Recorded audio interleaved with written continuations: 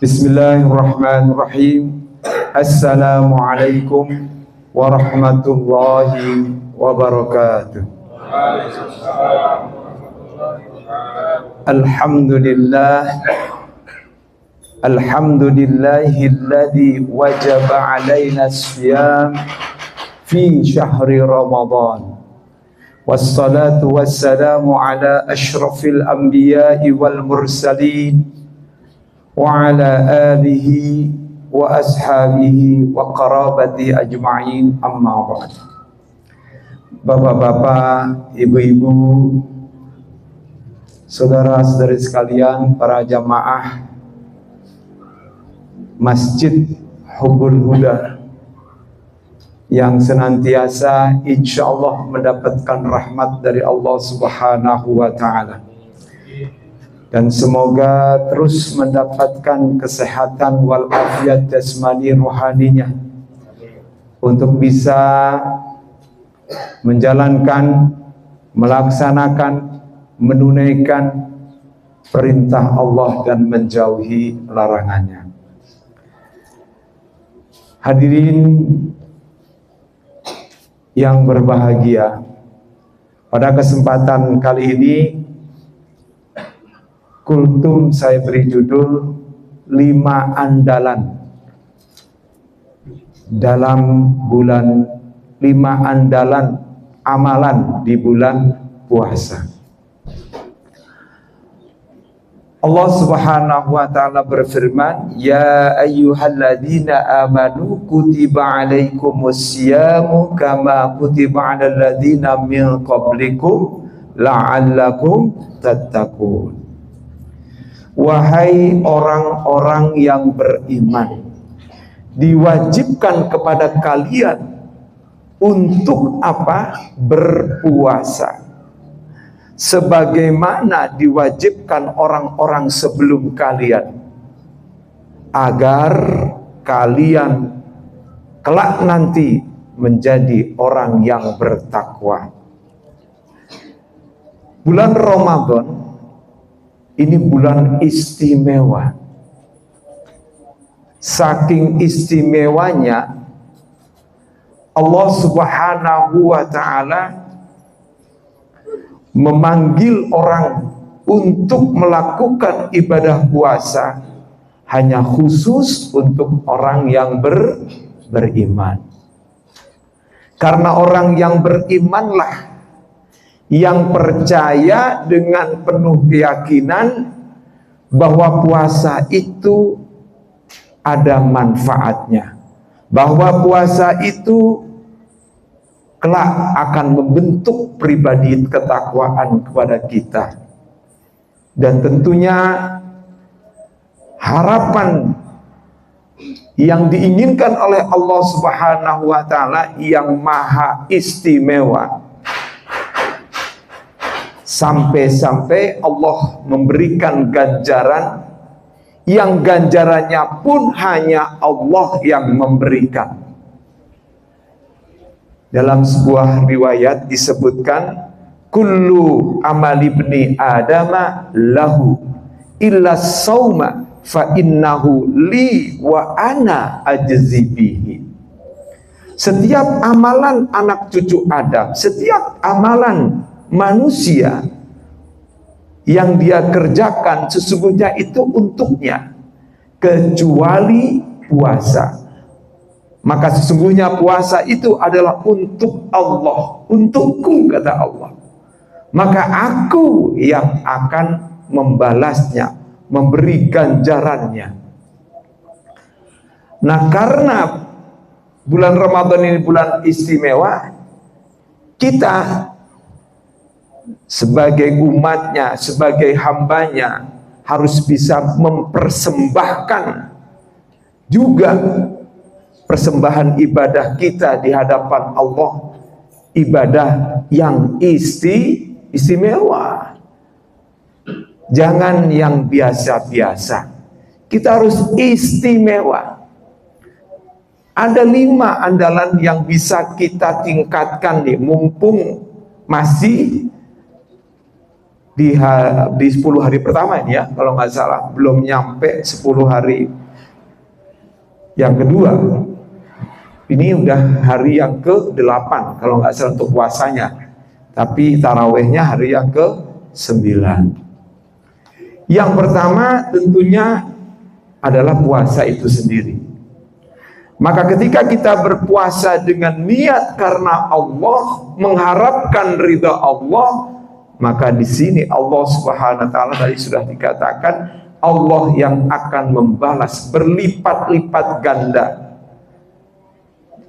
Kalau di bulan lainnya Allah membalasnya satu kebaikan yang dilakukan oleh seorang hamba itu, ya, satu kebaikan dibalas dengan 10 kebaikan.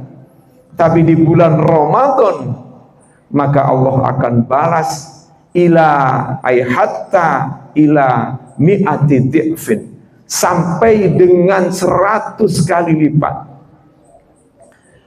Di dalam firman Allah Subhanahu wa taala di surat Al-A'raf itu disebutkan, man jaa'a bil hasanati falahu asyru amsalihha wa man jaa'a bis sayyi'ati fala yujza illa mithlaha.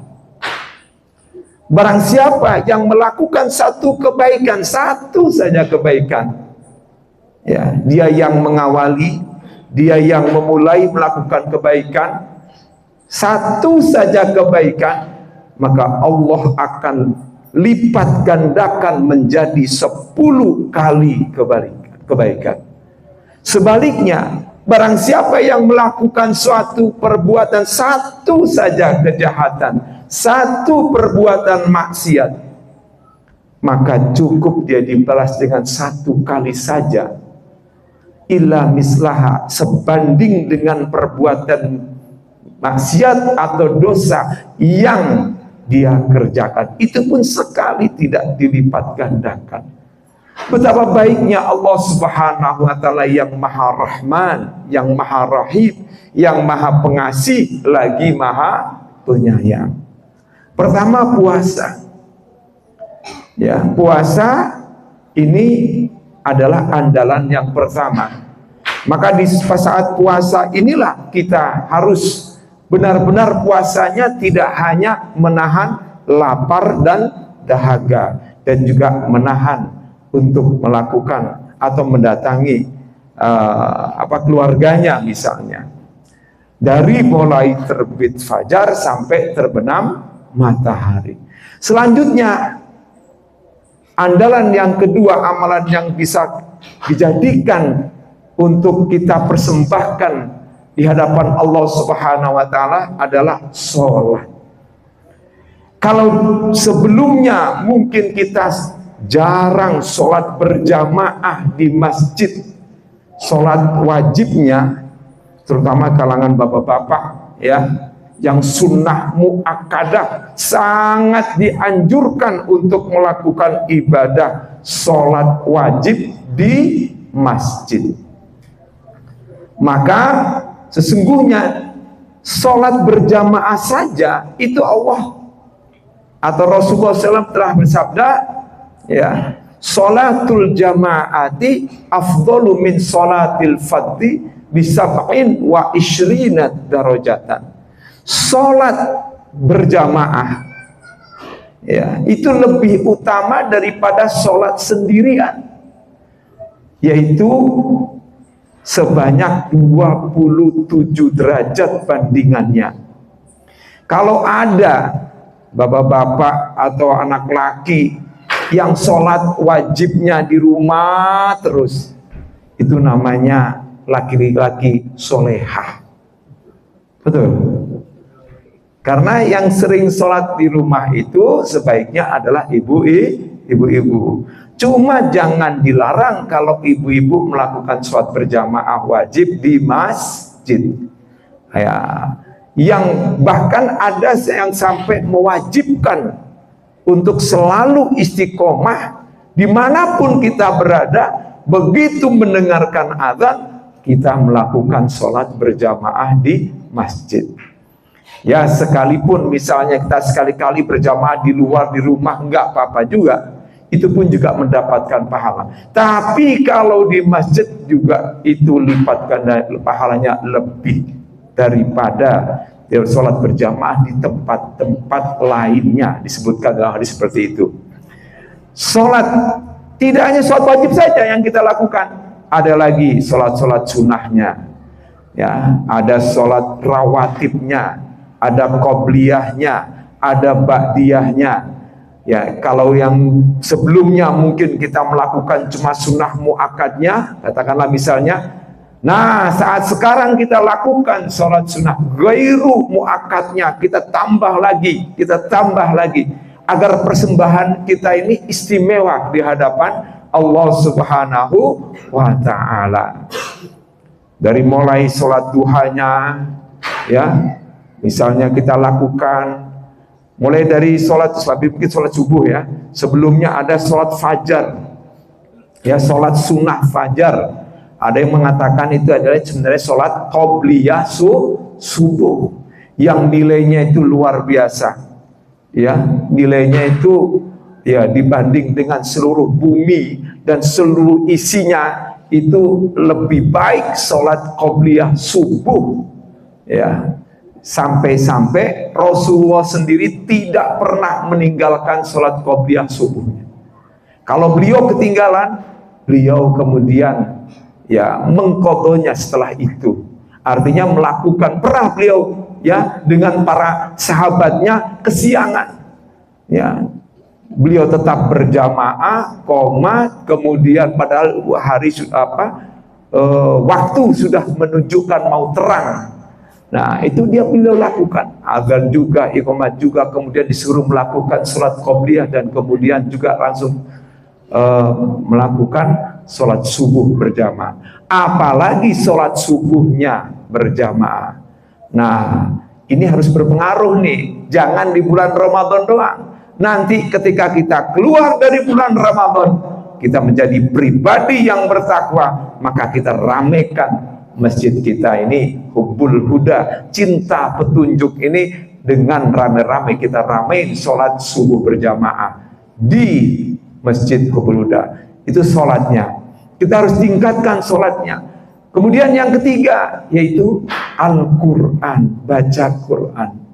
Ini juga penting karena Allah Subhanahu wa Ta'ala memuliakan bulan ini, ya, bulan Ramadan ini, sekalipun bulan Ramadan tidak termasuk bulan suci. Di dalam surat At-Taubah disebutkan minha arba'atun hurum. Ya, di antaranya bulan-bulan milik Allah yang 12 bulan itu, di antaranya ada 4 bulan yang suci, yaitu bulan Muharram, bulan Rajab, bulan Zulqa'dah, bulan Zulhijjah. Bulan Ramadan tidak disebutkan, tapi dia memiliki, bulan ini memiliki sesuatu yang sangat istimewa dan khusus. Sampai-sampai Allah menurunkan awal atau wahyu pertama dari Al-Quran itu adalah di bulan Ramadan, tepatnya tanggal 17 Ramadan. Bahkan waktunya saja ada waktu yang dimuliakan oleh Allah, yaitu waktu malamnya ada Lailatul Qadar.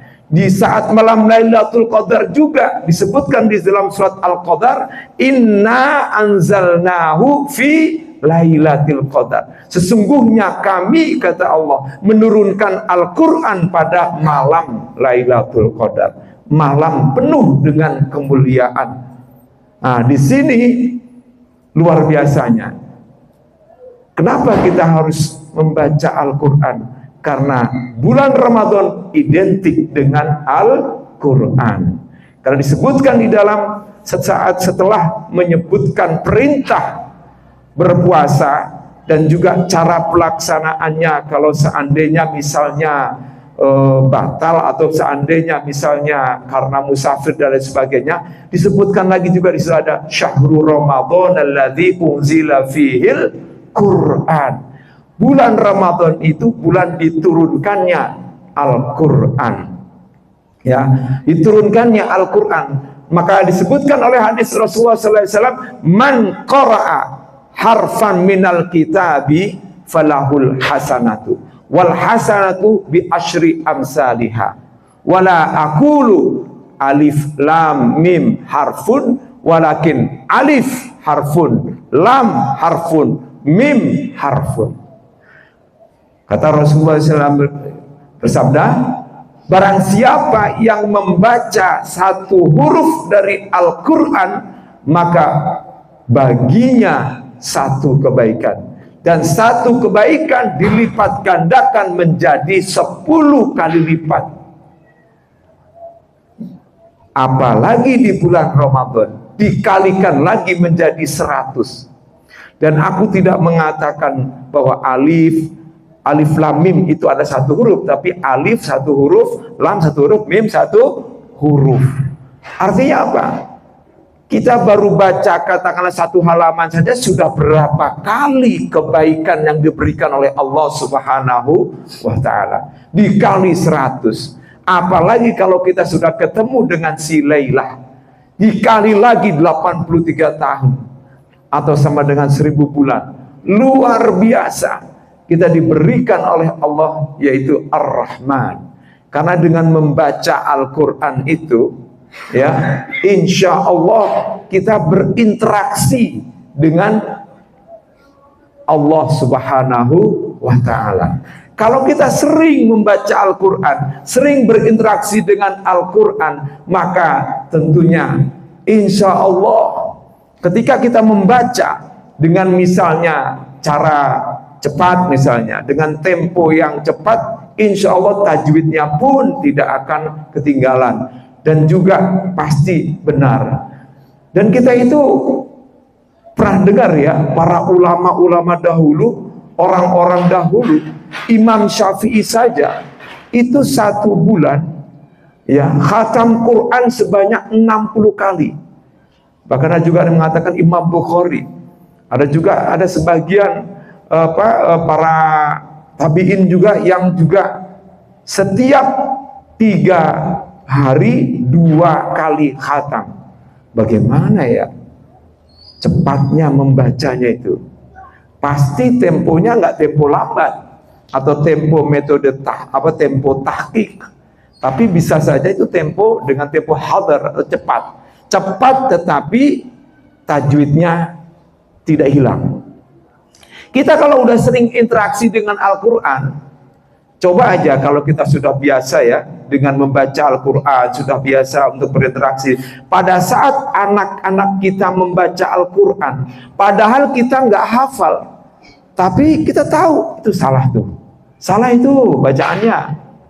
Nah, kita pun juga pada saat kita membaca sendiri, ya, ketika salah, udah lewat nih, pasti Allah Subhanahu wa ta'ala memberitahu, oh tadi salah nih, kita balik lagi. Pasti, karena interaksi kita yang terlalu banyak dengan Al-Quran.